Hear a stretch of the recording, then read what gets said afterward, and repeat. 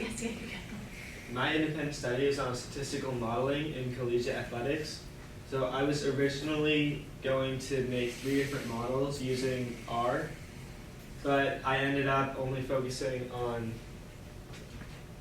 just the NCAA men's basketball tournament, and I built a model in Excel to predict it. So I based this model off of a few advanced statistical categories, like, as you can see, efficiency, effective field goal percentage, turnover percentage, offensive rebound percentage, and free throw percentage. And I adjusted these for strength of schedule. And I got all the data for that from KenPom, which is a site with a lot of advanced basketball metrics. And the unique factor in my model is the variance factor, which is determined by team three-point attempt percentage, so how many shots they take that are, or how many of their shots are three-pointers compared to like anything that's not a three-pointer, and tempo, which is how many possessions they have in an average game.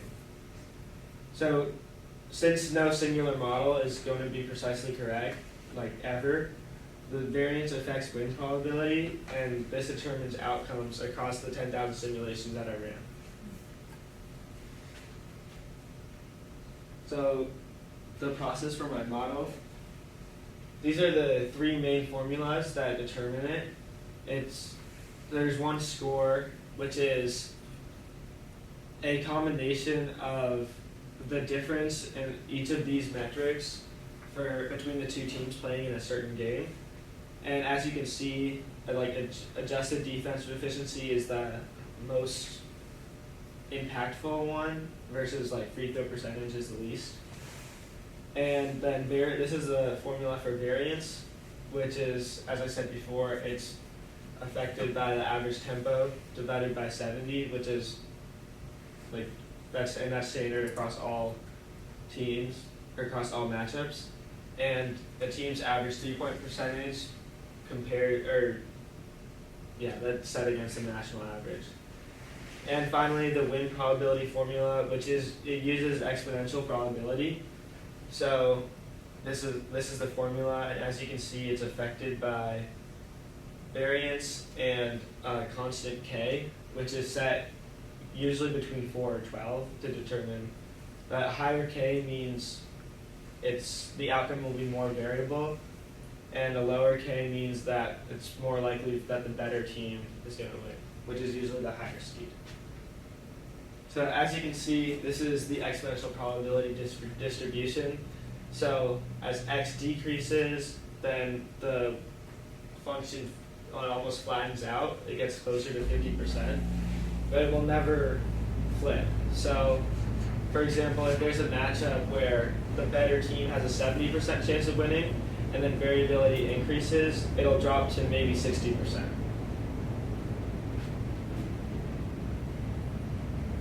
So just to focus in on variance, since the model is run 10,000 times, there is an element of randomness.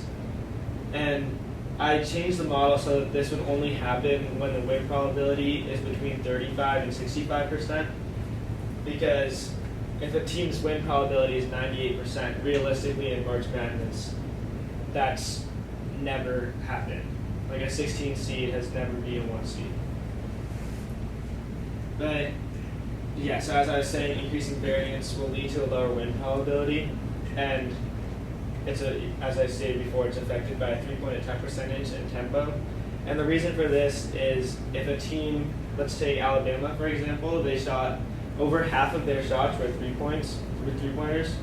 So if they're hot on a certain day, then they're going to be shooting well and they're going to make a lot more threes, compared to if they're cold, then they're not going to be making very many threes at all, versus a team like Arizona, who shot almost 25% of their shots were threes. So that means that they're less affected by being hot or cold, because inside shots are a lot more consistent.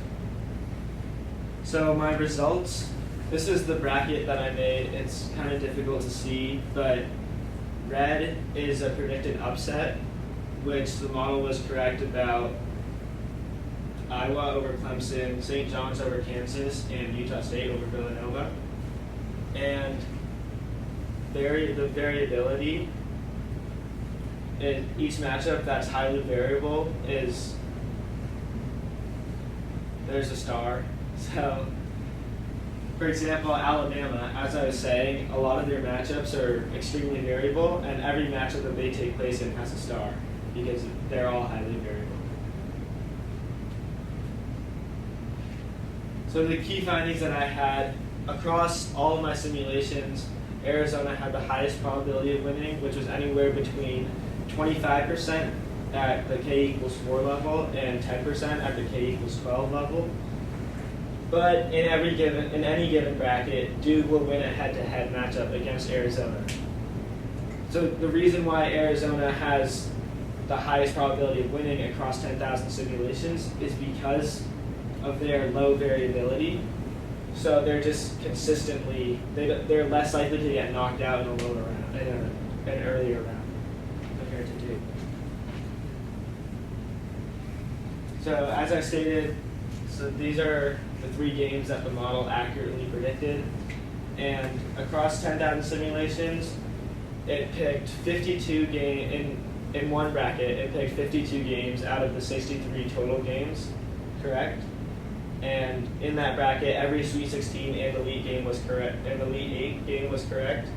But it didn't pick the correct winner in either of those brackets, which shows just how difficult it is to pick a correct bracket.